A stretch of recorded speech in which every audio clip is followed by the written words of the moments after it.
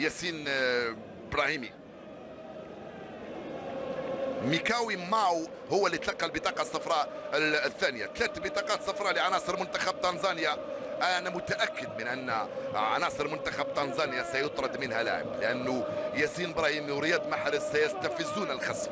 هاي كورتك يا فوزي يا غلام، صاحب هدفين حتى الآن مع منتخب الجزائر في 22 مباراة، مخالفة من حوالي 30 متر أو 26 متر لفوزي غلام في تنفيذ هذه المخالفة المباشرة. كراته الساقطة ستسقط على رأس علي مصطفى في هذه المخالفة.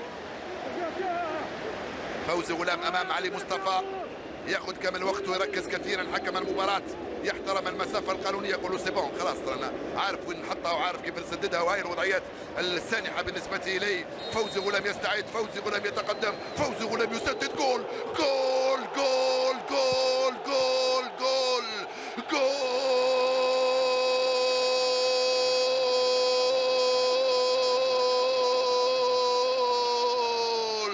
صاروخ